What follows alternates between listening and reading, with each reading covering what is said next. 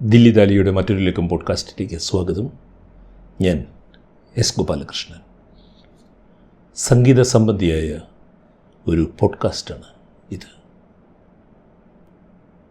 ഒരു പടവും പടമഞ്ചരിയും ഒരു ഫോട്ടോഗ്രാഫിനോട് ചേർത്താണ് ഒരു ഗാനാലാപനത്തെക്കുറിച്ച് ഞാൻ ഇന്ന് നിങ്ങളോട് സംസാരിക്കുവാൻ പോകുന്നത്.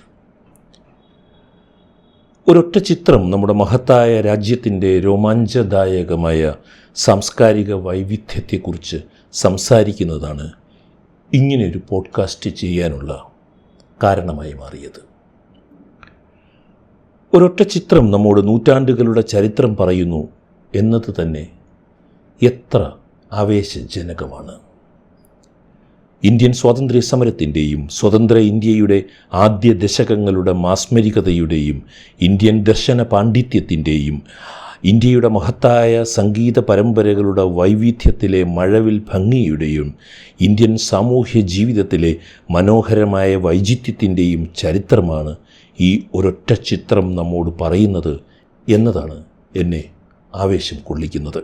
ചിത്രത്തിൽ നിൽക്കുന്നവർ ഇടത്തുനിന്ന് ആദ്യം കർണാടക സംഗീതത്തിലെ എക്കാലത്തെയും മഹാരഥന്മാരിൽ ഒരാളായ ശമ്മങ്കുടി ശ്രീനിവാസ അയ്യർ, തൊട്ടടുത്ത് നിൽക്കുന്നത് ഹിന്ദുസ്ഥാനി സംഗീതത്തിലെ ഗ്വാളിയോർ ഘരാനയിലെ മഹാനായ സരോദ് വാദകൻ ഉസ്താദ് ഹാഫിസ് അലി ഖാൻ, അദ്ദേഹത്തിൻ്റെ ഇടതുവശത്തായി നിൽക്കുന്നത് ഇന്ത്യൻ ശാസ്ത്രീയ സംഗീതത്തിലെ ഏറ്റവും പ്രഥമ ഗണനീയനായ വയലിൻ വാദകൻ കർണാടക സംഗീതജ്ഞൻ ഡോക്ടർ ദ്വാരം വെങ്കടസ്വാമി നായിഡു.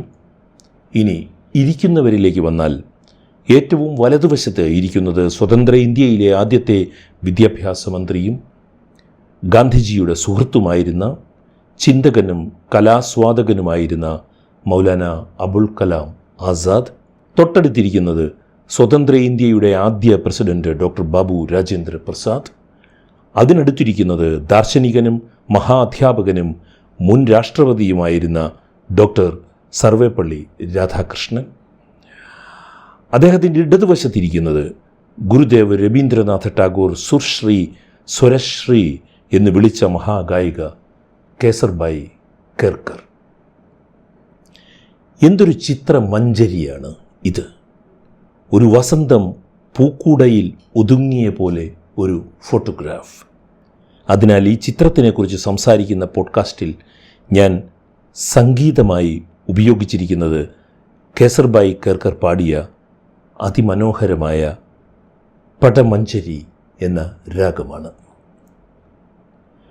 ഫ്രഞ്ച് ഹ്യൂമനിസ്റ്റ് ഫോട്ടോഗ്രാഫറായിരുന്ന അദ്ദേഹം 2004 അന്തരിച്ചത് ഹെൻറി കാർട്ടിയർ ബ്രെസോൺ ഒരിക്കൽ പറഞ്ഞ വാചകമാണ് എനിക്ക് ഓർമ്മ വരുന്നത്. ഒരൊറ്റ ചിത്രത്തിന് വലിയ കഥ പറയാൻ കഴിയുമെന്ന് അദ്ദേഹം വിശദമാക്കിയ ഒരു വാചകമാണ്. അതിതാണ്: Sometimes there is a unique picture whose composition possesses such vigor and richness and whose content so radiates outward from that single picture is a whole story in itself. അത് മലയാളത്തിലാക്കി ഞാൻ പറയാം. ചില ചിത്രങ്ങൾക്ക് ഒരു സവിശേഷതയുണ്ടാകും. അതിൽ അത്രയധികം ഊർജവും സമ്പന്നതയും അടങ്ങിയിരിക്കും. അതിൻ്റെ ഉള്ളടക്കം അങ്ങനെ പുറത്തേക്ക് പ്രസരിക്കുന്നതിനാൽ ആ ഒരൊറ്റ ചിത്രം തന്നെ ഒരു സമ്പൂർണ്ണ കഥയായി മാറും. ഹെൻറി കാർട്ടിയർ ബ്രെസൺ പറഞ്ഞ ഈ വാചകത്തെ അന്വർത്ഥമാക്കുന്ന ഒരു ചിത്രമാണ് ഇന്നത്തെ പോഡ്കാസ്റ്റിൽ ഞാൻ അവതരിപ്പിക്കുന്നത്. ഈ ചിത്രം നമ്മോട് സംസാരിക്കുന്നത് ഏതൊരു ഇന്ത്യയെക്കുറിച്ചാണ്. ഈ ഇന്ത്യയെയാണ് ഇന്ത്യൻ ഭരണഘടന വിഭാവനം ചെയ്തത്. ഈ ചിത്രം നമ്മോട് സംസാരിക്കുന്നത് ഏതൊരു ഇന്ത്യയെക്കുറിച്ചാണോ ആ ഒരു ഇന്ത്യയുടെ തുടർച്ചയാണ് നാം എല്ലാവരും ഉറപ്പുവരുത്തേണ്ടതെന്ന് വിശ്വസിക്കുന്ന ഒരാളാണ് ഞാൻ. ആ വിശ്വാസത്തിൻ്റെ ശ്രുതിയിലാണ് കേസർബായി കേർക്കർ പടമഞ്ചരി എന്ന സായാഹ്ന രാഗം ഇന്ത്യൻ സ്വാതന്ത്ര്യ സമരം നടക്കുന്ന കാലങ്ങളിൽ പാടിയതും ഇന്ന് 2025 നാം അത് കേൾക്കുന്നതും.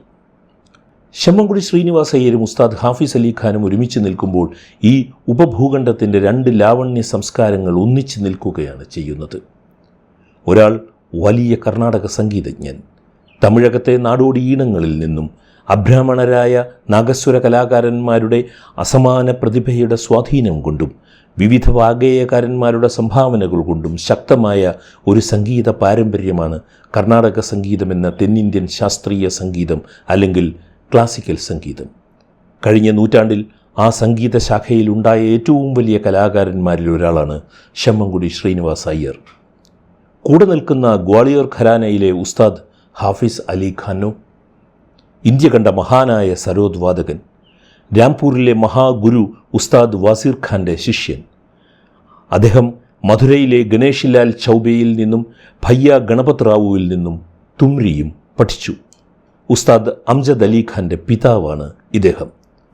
ഉസ്താദ് ഹാഫിസ് അലി ഖാൻ ബംഗാഷ് ഘരാന സരോദ് സ്റ്റൈലിലെ 5ാം തലമുറക്കാരനായിരുന്നു. ഇനി ചിത്രത്തിലെ 3ാമത്തെ ആളിലേക്ക് നമുക്ക് പോകാം. ചിത്രത്തിൽ ഉസ്താദ് ഹാഫിസ് അലി ഖാൻ്റെ ഇടതുവശത്ത് നിൽക്കുന്നത് ഡോക്ടർ ദ്വാരം വെങ്കടസ്വാമി നായിഡുവാണ്. 1893 ജനിച്ച് 1964 മരിച്ച മഹാനായ ഇന്ത്യൻ വയലിൻ വാദകൻ, കർണാടക സംഗീതജ്ഞൻ.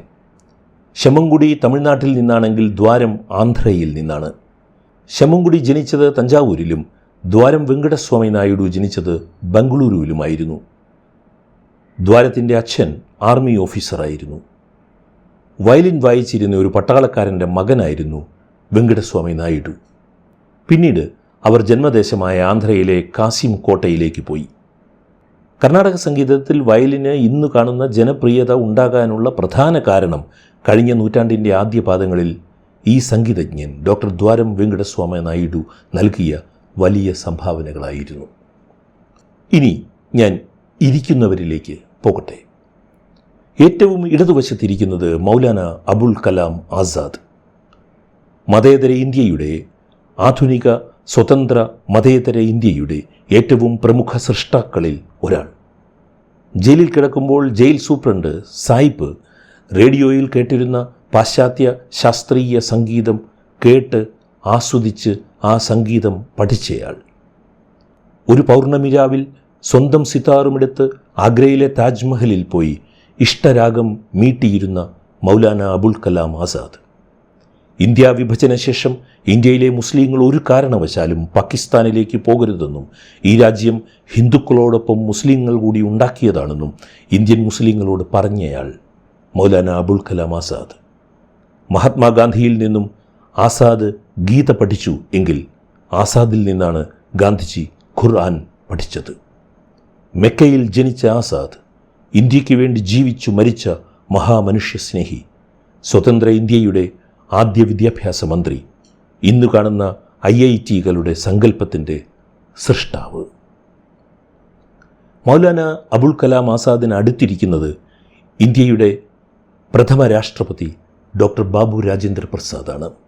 ബീഹാറിൽ നിന്നുമെത്തിയ ഇന്ത്യൻ സ്വാതന്ത്ര്യ സമര ഭടൻ, മഹാത്മാഗാന്ധിയുടെ ഉത്തമ ശിഷ്യൻ. ഉപ്പു സത്യാഗ്രഹ കാലത്തും ക്വിറ്റ് ഇന്ത്യ സമരകാലത്തും ജയിൽവാസം അനുഷ്ഠിച്ചയാൾ. 1947 മുതൽ 48 വരെ ഇന്ത്യയുടെ കൃഷിമന്ത്രിയായിരുന്ന ബാബു രാജേന്ദ്ര പ്രസാദ്, ഇന്ത്യയുടെ ഭരണഘടനാ ശില്പികളിൽ ഒരാൾ. ഇന്ത്യയിൽ ഗാന്ധിജി നടത്തിയ ആദ്യ സത്യാഗ്രഹങ്ങളിലൊന്നായ ചമ്പാരനിലെ ജനമുന്നേറ്റത്തിൻ്റെ നേതാവ്. ഏറ്റവും പ്രഗത്ഭനായ അഭിഭാഷകനായിരിക്കുമ്പോൾ ആ പണി എന്നേക്കുമായി അവസാനിപ്പിച്ച് ഗാന്ധിജിയുടെ നിസ്സഹകരണ പ്രസ്ഥാനത്തിലേക്ക് പൂർണ്ണമായും ഇറങ്ങിത്തിരിച്ച ആൾ. മഹാനായ എഴുത്തുകാരൻ രാഹുൽ സംകൃത്യായൻ്റെ ഗുരു. ഇതെല്ലാമായിരുന്നു ഡോക്ടർ ബാബു രാജേന്ദ്ര പ്രസാദ്. ഇനി ഡോക്ടർ രാജേന്ദ്ര പ്രസാദിൻ്റെ ഇടതുവശത്തിരിക്കുന്ന ആൾ, ഇന്ത്യൻ ദാർശനിക പദ്ധതികളുടെ ഏറ്റവും പ്രമുഖനായ ആധുനിക വ്യാഖ്യാതാക്കളിൽ ഒരാൾ, ഡോക്ടർ സർവേപ്പള്ളി രാധാകൃഷ്ണൻ. ഈ ചിത്രം 1950കളിലെ ഇന്ത്യയുടെ അപാരമായ സൗഷ്ഠവമാണ് വെളിപ്പെടുത്തുന്നത്. ഡോക്ടർ രാധാകൃഷ്ണൻ വലിയ അക്കാദമിക് പണ്ഡിതനായിരുന്നു. 1962 മുതൽ 1967 വരെ ഇന്ത്യയുടെ രാഷ്ട്രപതിയായിരുന്നു. ബാബു രാജേന്ദ്ര പ്രസാദ് രാഷ്ട്രപതിയായിരുന്നപ്പോൾ 1952 മുതൽ 1962 വരെ ഇന്ത്യയുടെ ഉപരാഷ്ട്രപതിയുമായിരുന്നു. സോവിയറ്റ് യൂണിയനിലെ ഇന്ത്യൻ അംബാസിഡറായിരുന്നു. ബനാറസ് ഹിന്ദു സർവകലാശാലയുടെയും ആഗ്ര സർവകലാശാലയുടെയും വൈസ് ചാൻസലറുമായിരുന്നു. ഇന്ത്യൻ അദ്വൈത വേദാന്തത്തിൻ്റെ ആധികാരിക അധ്യാപകരിൽ ഒരാളുമായിരുന്നു doctor Sarvepalli Radhakrishnan. Doctor S രാധാകൃഷ്ണൻ്റെ ഇടതുവശത്തിരിക്കുന്നത് ഇന്ത്യൻ വായ്പാട്ട് സംഗീതത്തിലെ എക്കാലത്തെയും വലിയ പ്രതിഭാശാലികളിൽ ഒരാളായി വിലയിരുത്തപ്പെടുന്ന കേസർബായി കേർക്കറാണ്. കേസർബായി പാടിയ പടമഞ്ചരി എന്ന സംഗീത ഖണ്ഡമാണ് ഈ മനോഹരമായ ഫോട്ടോഗ്രാഫിന് കൂടുതൽ ചാരുതയേകാനായി ഈ പോഡ്കാസ്റ്റിൽ അവസാനമായി ഞാൻ നൽകിയിരിക്കുന്നത്. ജയ്പൂർ അത്രോളി ഘരാനയിലെ മഹാഗായികയായിരുന്നു കേസർബായി കേർക്കർ. ആ പാട്ട് കേട്ടിട്ടാണ് രവീന്ദ്രനാഥ് ടാഗോർ കേസർബായി കേർക്കറെ സുർശ്രീ, സ്വരശ്രീ, സ്വരങ്ങളുടെ ഐശ്വര്യം എന്ന് വിളിച്ചത്.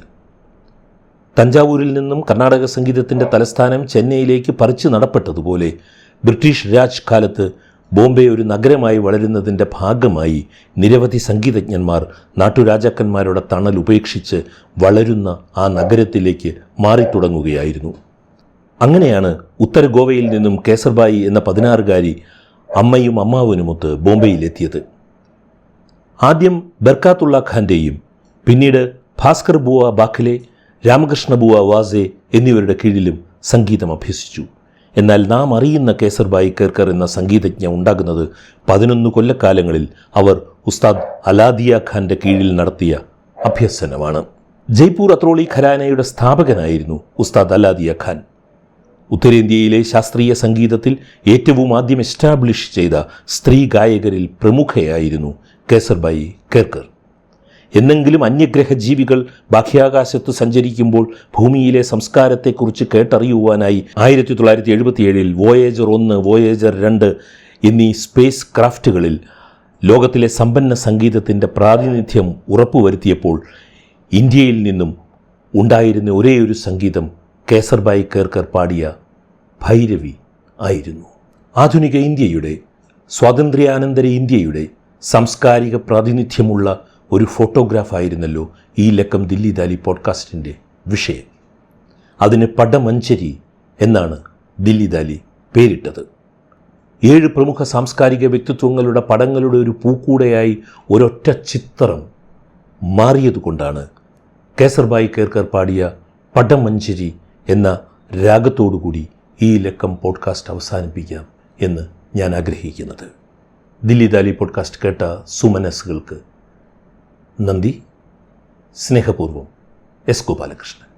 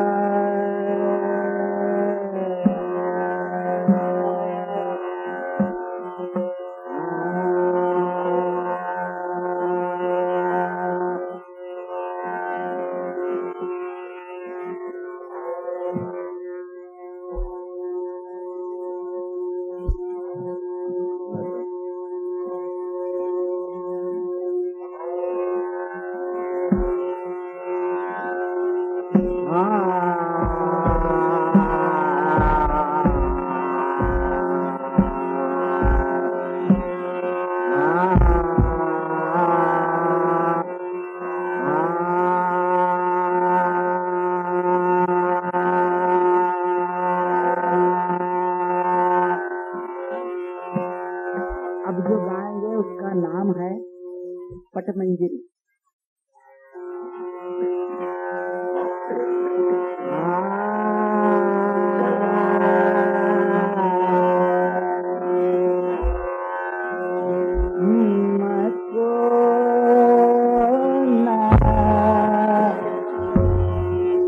ताल है त्रिताल, 16 मात्रा।